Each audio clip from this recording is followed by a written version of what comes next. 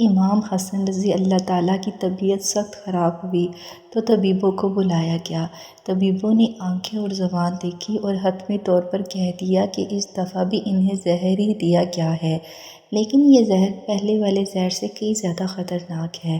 اس سے پہلے بھی جگر گوشہ رسول حضرت امام حسن کو 2 دفعہ زہر دیا جا چکا تھا۔ یہ زہر مشکیزے کے پانی کے اندر ہیرے کے ٹکڑے پیس کر پھر ملایا گیا تھا۔ امام حسن رضی اللہ عنہ 27 صفر کی رات سوئے ہوئے تھے، اچانک نیند سے بیدار ہوئے۔ حضرت زینب عبادت میں مصروف تھیں۔ آپ نے نیند سے بیدار ہو کر حضرت زینب کو آواز دی۔ حضرت زینب امام کی طرف متوجہ ہوئیں۔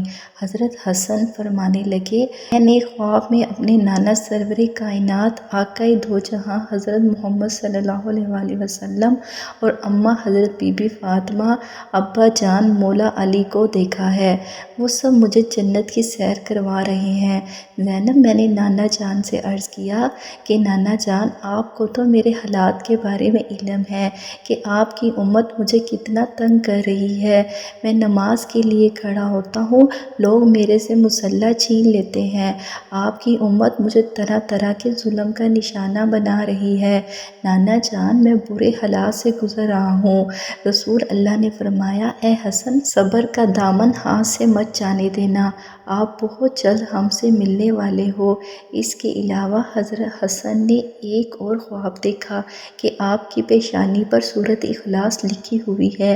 آپ رضی اللہ تعالیٰ عنہ نے جب یہ خواب لوگوں کے سامنے پیش کیا تو سب لوگ بہت ہی خوش ہوئے، لیکن جب یہ خواب آپ رضی اللہ تعالیٰ عنہ کے شاگرد سعید ابن مسیب نے سنا تو وہ رونے لگے اور لوگوں سے کہنے لگے کہ اگر یہ خواب پورا ہو گیا تو جان لو کہ میرے استاد نواسے رسول امام حسن ہم میں سے اب بس کچھ ہی دنوں کے مہمان ہیں۔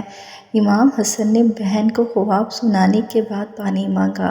حضرت زینب نے جب بھائی کو مشکیزے سے پانی پلایا تو وہ پانی میں چونکہ ہیرا پیس کے پہلے ہی ڈال دیا گیا تھا تو وہ پانی پینے سے ہیرا حضرت امام حسن کے پیٹ میں داغ ہو گیا۔ اس زہر نے کچھ ہی دیر میں اثر دکھایا اور امام کو خون کی الٹیاں آنے لگیں۔ ابن خلدون، طریق ابن کثیر اور بھی بہت سے مورخینوں و محدثین نے لکھا ہے کہ جب آپ رضی اللہ تعالیٰ عنہ نے وہ پانی پیا تو ہیرے بہت ہی زہریلے تھے۔ انہوں نے آپ رضی تعالیٰ عنہ کے کلیجے کو بہت ہی زیادہ نقصان دیا۔ اس ہیرے نے آپ رضی تعالیٰ عنہ کے سارے جسم کو کاٹ دیا، یہاں تک کہ آپ کا کلیجہ بھی کٹ گیا۔ مختلف روایات میں اس کے بارے میں مختلف رائے ہے۔ کسی نے لکھا ہے کہ آپ رضی اللہ تعالیٰ عنہ کے کلیجے کے 72 ٹکڑے ہوئے، کسی میں لکھا ہے کہ 80 ٹکڑے ہوئے اور کسی میں 100 سے زیادہ ٹکڑوں کا ذکر ملتا ہے۔ جب حضرت امام حسن رضی اللہ تعالیٰ عنہ کو تکلیف سے قے آتا تو قے کے ساتھ پیٹ سے ہیرے کے ٹکڑے اور خون آتا۔ اس بات پر غور کریں کہ ہیرا وہ چیز ہے جو کانچ کو بھی کاٹ دیتا ہے، تو اندازہ کریں کسی کے پیٹ کے اندر جا کر وہ کیسا عجیب زہر بن جاتا ہوگا۔ پیارے دوستو، یزید صرف قاتل حسین ہی نہیں بلکہ امام حسن کا بھی قتل اسی کے ہاتھ سے ہوا، کیونکہ یہ زہر دینے کی سازش اسی کی تھی۔ لیکن سوال یہ ہے کہ یہ زہر کس عورت کے ہاتھ اس نے دلوایا؟ اس کے بارے میں تاریخ میں مختلف روایات ہیں۔ چنانچہ جب حضرت امام حسن رضی اللہ تعالیٰ عنہ کو قے آتا تو اس کے ساتھ گوشت کے ٹکڑے آتے تھے۔ امام حسن رضی اللہ تعالیٰ عنہ نے چاہا کہ میں اپنے چھوٹے بھائی امام حسین رضی اللہ تعالیٰ عنہ کو کچھ نصیحت کرنا چاہتا ہوں۔ آپ رضی اللہ تعالیٰ عنہ نے امام حسین رضی اللہ تعالیٰ عنہ کو اپنے پاس بلایا۔ جب حضرت امام حسین اپنے بڑے بھائی کے پاس تشریف لائے تو وہ اپنے بھائی کی ایسی حالت دیکھ کر غمزدہ ہو گئے۔ حضرت امام حسین نے عرض کیا، بھائی جان، مجھے بتائیے کہ آپ کو زہر کس نے دیا ہے؟ یہاں پر جو امام حسن جواب دیتے ہیں وہ تاریخ میں سنہری حروف سے لکھا ہے، کیونکہ آپ سید الصابرین کے نواسے ہیں۔ فوری بھائی کو جواب دیا، حسین مجھے جس پر شک ہے اگر وہی ہے تو اللہ بہترین انتقام لینے والا ہے۔ شک کی بنیاد پر کسی کو قتل نہیں کیا جا سکتا کیونکہ میں نام لوں گا تم قتل کرو گے۔ شک کی بنیاد پر کسی کو قتل نہیں کیا جا سکتا، اللہ بہترین انتقام لینے والا ہے۔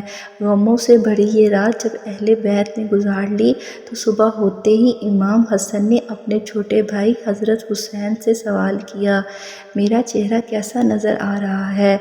امام حسین نے روتے ہوئے جواب دیا، آپ کا چہرہ بالکل ہرا ہو گیا ہے۔ یہ جواب سن کر امام حسن مسکرانے لگے اور فرمایا، بھائی آج نانا کی معراج والی حدیث پوری ہو گئی ہے۔ امام حسن رضی اللہ تعالیٰ عنہ نے فرمایا کہ جب میرے نانا حضور اکرم صلی اللہ علیہ وآلہ وسلم جب معراج کی سیر کرنے کے لیے تشریف لے کر گئے تھے اس وقت ہماری پیدائش بھی نہیں ہوئی تھی۔ میرے نانا جان آقا دو جہاں حضور اکرم صلی اللہ علیہ وآلہ وسلم معراج کی سیر سے لطف اندوز ہو رہے تھے کہ جنت میں 2 محل تیار کیے ہوئے تھے، ایک محل ہرا تھا اور دوسرا محل لال تھا۔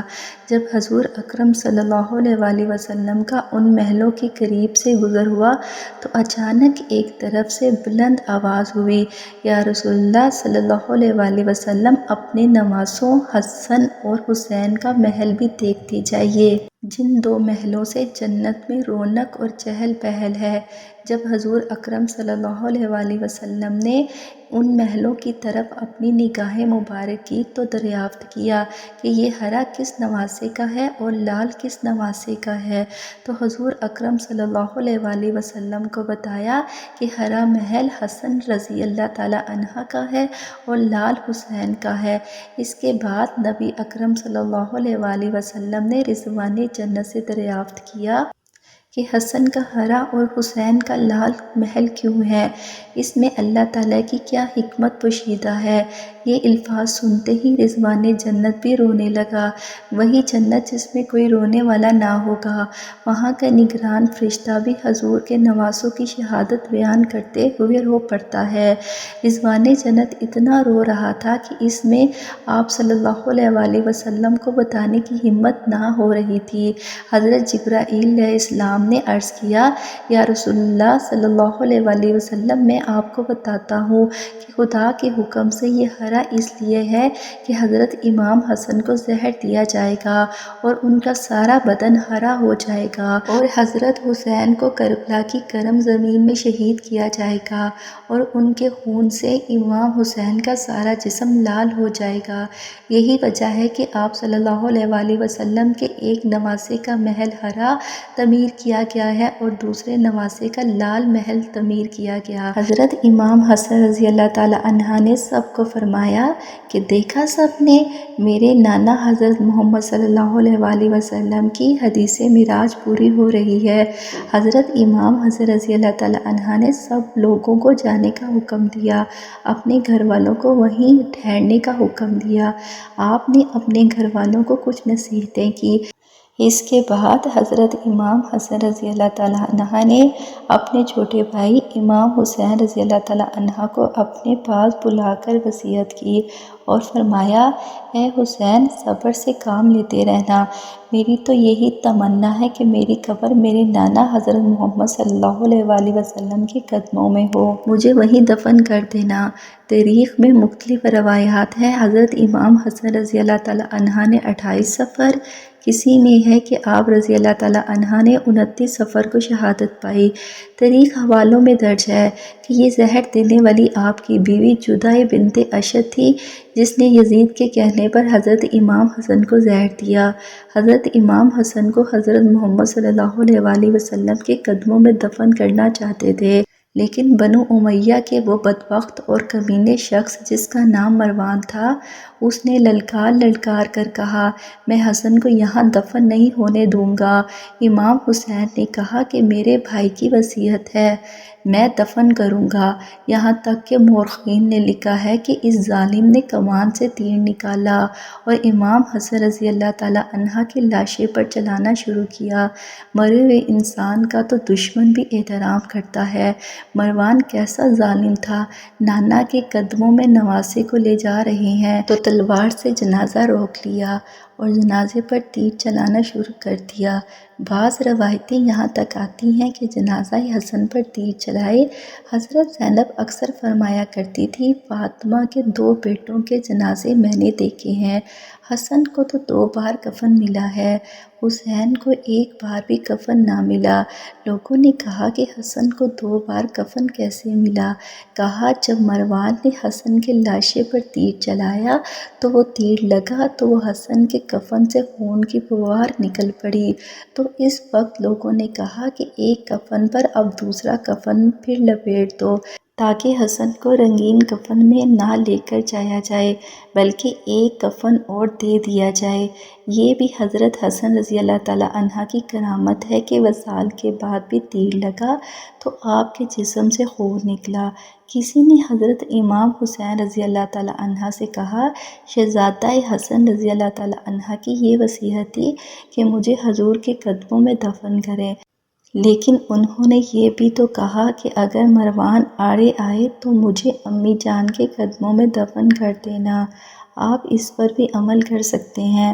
پھر امام حسن رضی اللہ تعالیٰ عنہ کو حضرت سیدہ فاطمہ کے قدموں میں دفن کیا گیا۔